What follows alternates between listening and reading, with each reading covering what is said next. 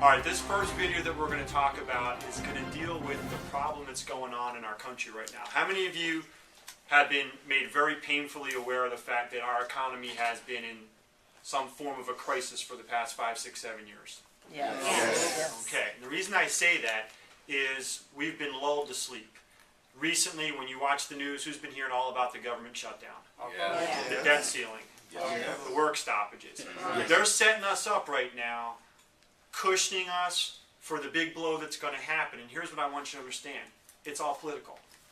The Democrats are trying to position it as a Republican problem and vice versa. And here's the reality. Neither one of them, they have no clue or plans to fix it, and it's going to come down hard. And it has nothing to do with anything they're talking about. The problem that we're facing right now is going to be the fact that our country is not going to be able to sustain our current Social Security program and pension funds. And I'm going to give you some statistics. So I'm going to start off by saying, what do I say? When I meet somebody and they start talking, what do I assume? They're lying. They're lying. So I'm not asking anyone to believe anything I'm about to say. It's true, but I'm begging you to say, I don't believe it, and then actually go do the research. Because if you go do the research that I'm going to share with you right now, you'll be more upset than I could ever make you. Because I've been researching this now for a few weeks, and it has frustrated me just reading it. So I'm going to give you guys some statistics. How many of you know what I mean by baby boomers? Yes. Okay? Baby boomers have been the largest segment of our population, and here's the problem. Baby boomers began to start turning 65 in 2011. January 1st, 2011, the very first baby boomer turned 65. Over 8,000 baby boomers are turning 65 every day, and it's going to go on for almost the next 20 years. Just put that into your head for a second. 8,000 a day, every day, not for the next year, not for the next 5 years, not for the next 10 years, not for the next 15 years, but for 19 years. Now, here are some of the statistics that are causing that problem. 36% don't contribute anything to their current retirement plan. Why? Why would people not contribute to their retirement plan? Social Security. Because they don't have enough money to live in their present plan. They have nothing to save for retirement. So does that let you know some stuff's going bad? Oh, yeah. So that's 36. 35% currently rely entirely on Social Security payments. Not bad stats so far. 24% have chosen to postpone their retirement upon hitting 65 because they need more money. So that means 24% of them actually hit the finish line. 65, golden years, right? What are we always told? Retire and do. 24% of them are saying, nope, I'm going to keep working.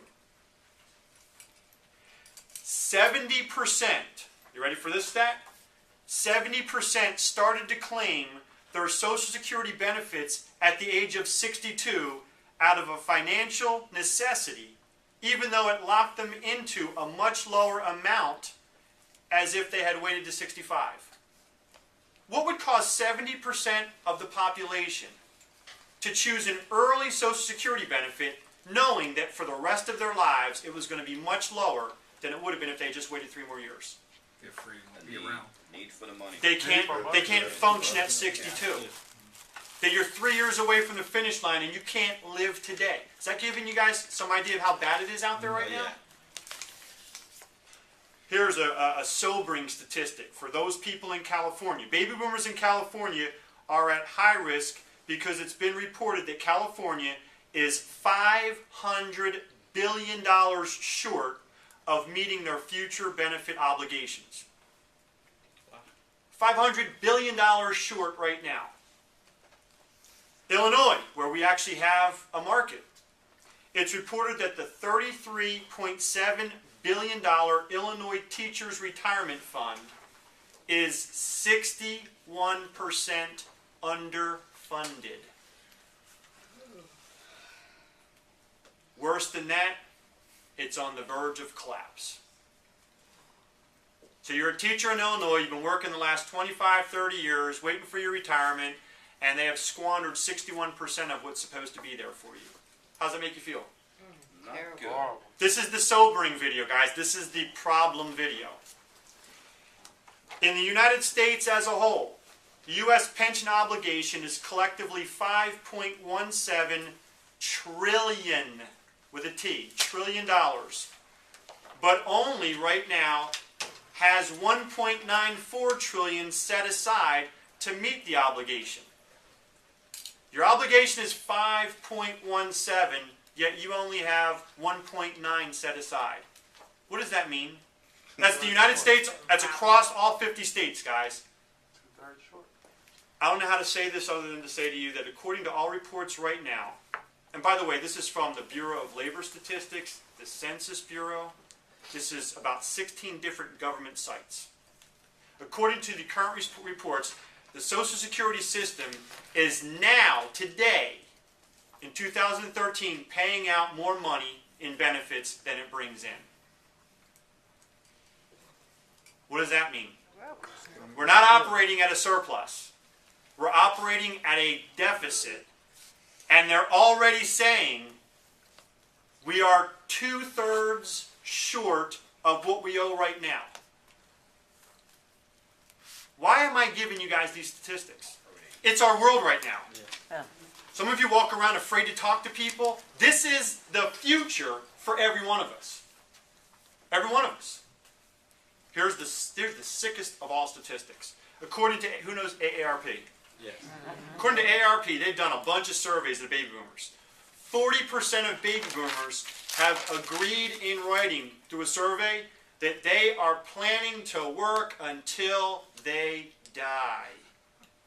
40% have given up on the idea of a retirement because they can't function currently. 4 out of 10 folks, 40% have said, I plan to work till I die. What's that tell you?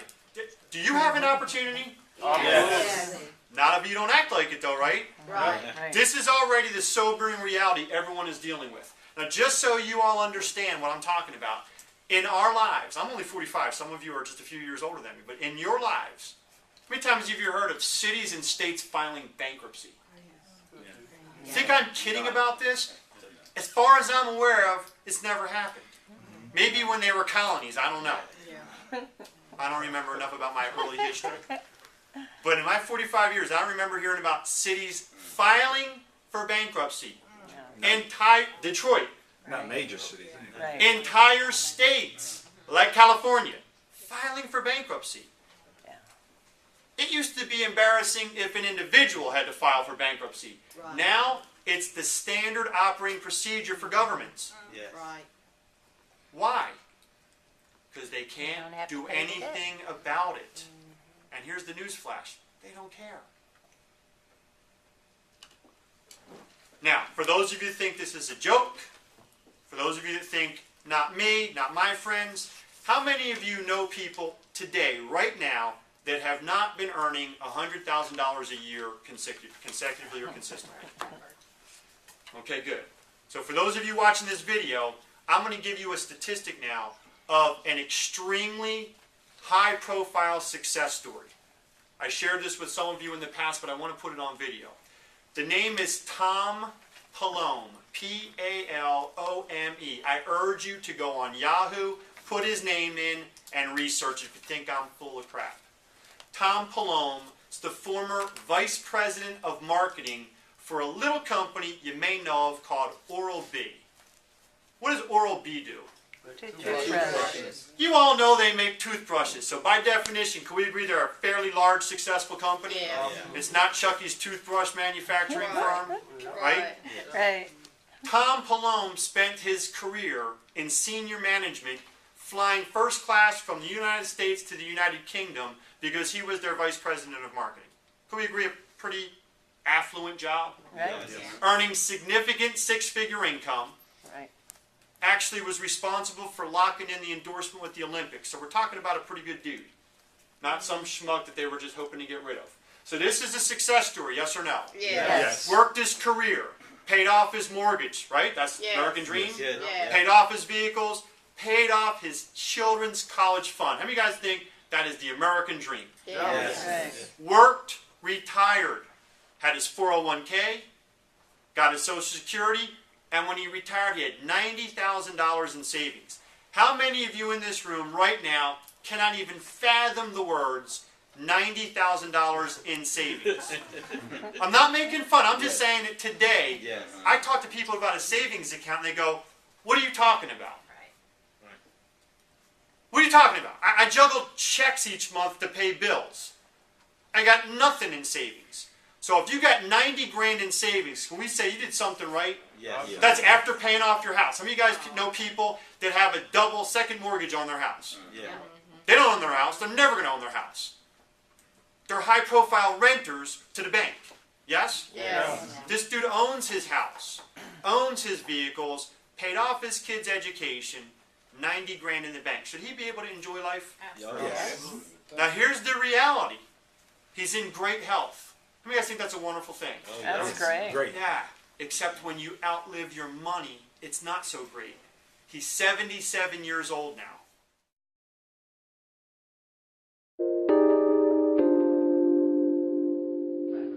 Tom Palome is a 77-year-old former marketing executive who used to pull in a six-figure income and fly first class to Europe.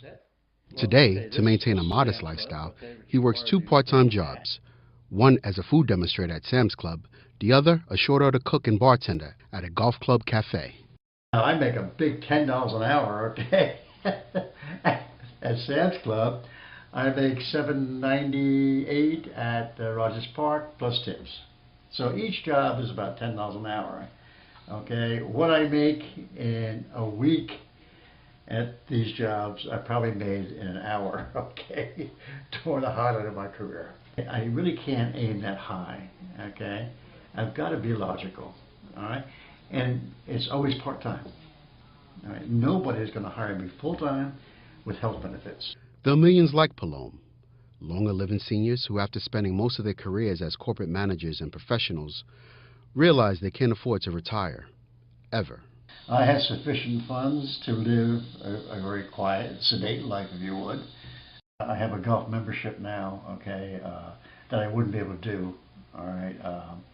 And I still like theater, okay, so in Florida we've got a great place down here.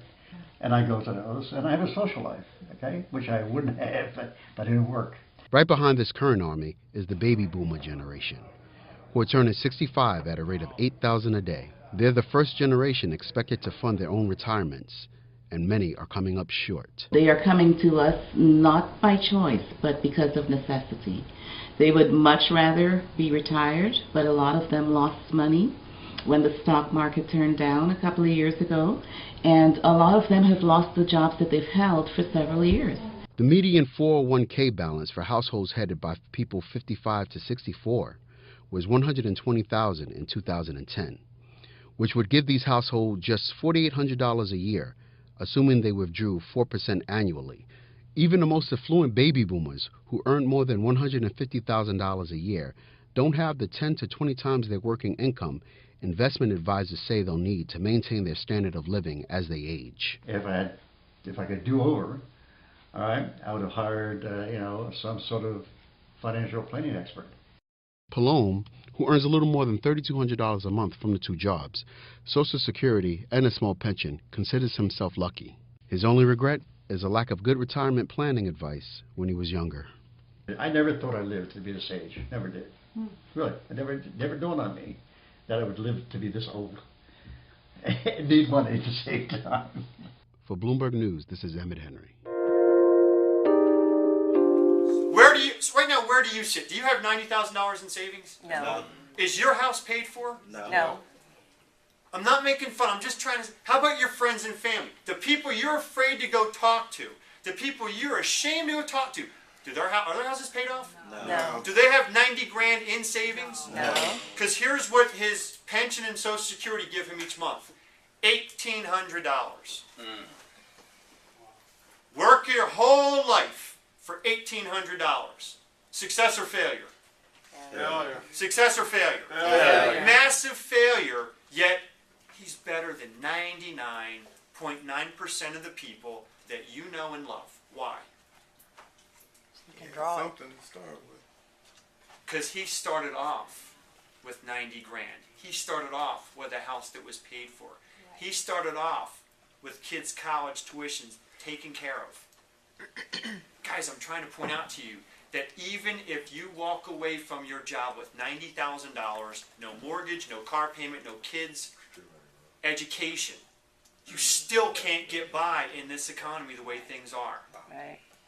Is there a need for a secondary income stream? Yes. Should you wait until then, or should you plan now so you never get into that situation? Now. Do we face a massive problem? Yes. Do we need a solution? Yes. I suggest you watch the next video.